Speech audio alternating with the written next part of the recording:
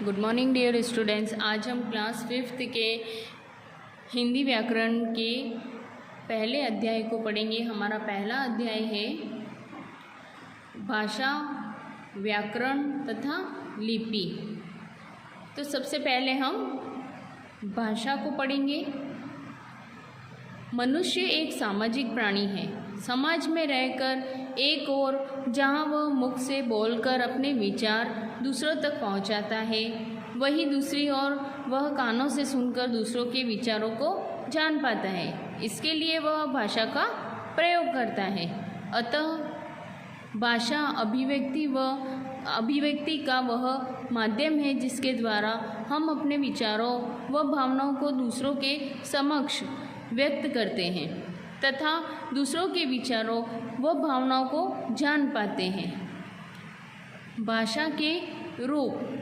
यद्यपि हम अपने विचारों को विभिन्न रूपों में व्यक्त करते हैं, जैसे बोलकर, लिखकर, संकेतों द्वारा, शारीरिक मुद्राओं द्वारा अर्थात संकेत चिन्हों के द्वारा, परंतु इसमें से केवल 2 ही रूपों में शब्दों की आवश्यकता होती है। ये है मौखिक तथा लिखित। अतः भाषा के 2 ही रूप माने जाते हैं। पहला है मौखिक भाषा, दूसरा है लिखित भाषा।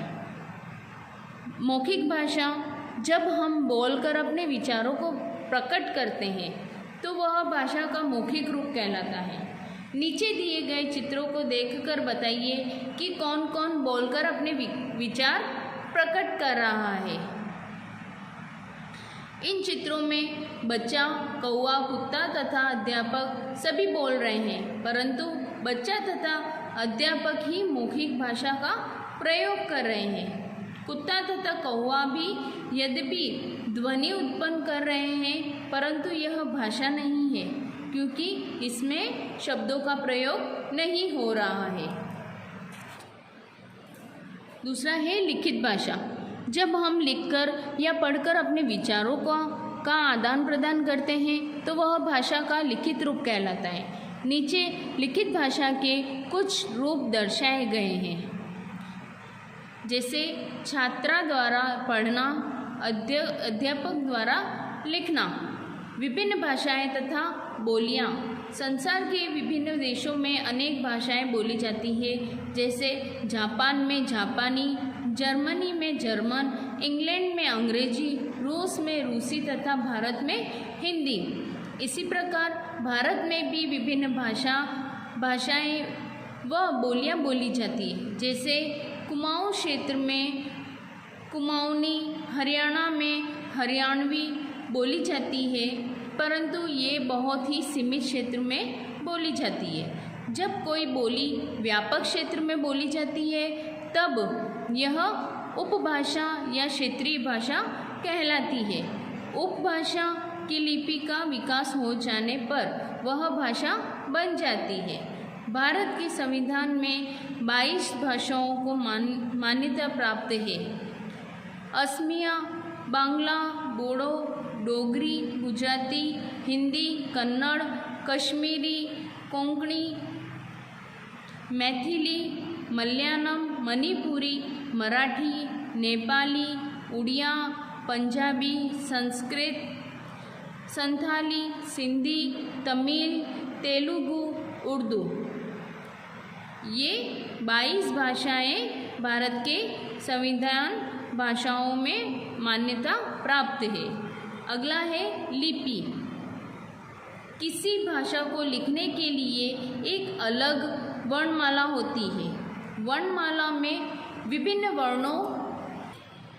वर्णों के अलग अलग चिन्ह होते हैं। ये चिन्ह उस भाषा की लिपि कहलाते हैं। कुछ भाषाओं की लिपियों के नाम इस प्रकार है, जैसे भाषा और लिपि का नाम। जैसे भाषा में हिंदी, संस्कृत, नेपाली, ये कौन सी लिपि है?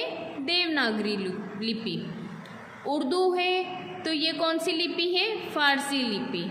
अंग्रेजी है तो रोमन। पंजाबी है तो गुरुमुखी।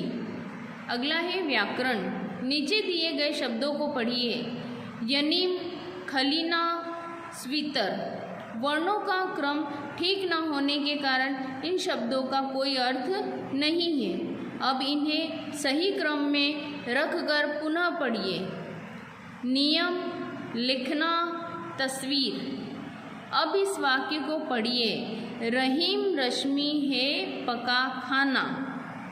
इस वाक्य में सभी शब्द सही है परंतु उनका क्रम सही नहीं है, अतः यह वाक्य भी अर्थहीन है। अब शब्दों का क्रम ठीक करके पुनः इसे पढ़िए। रश्मि खाना पका रही है।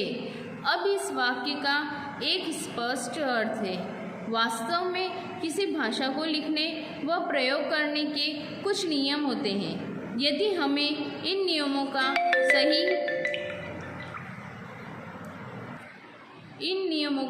सही ज्ञान नहीं है तो हम भाषा का शुद्ध रूप से प्रयोग नहीं कर सकते हैं। व्याकरण हमें भाषा के नियमों की सही जानकारी प्रदान करता है। अतः व्याकरण वह शास्त्र है जो हमें भाषा को शुद्ध रूप से बोलना तथा लिखना सिखाता है। Thank you.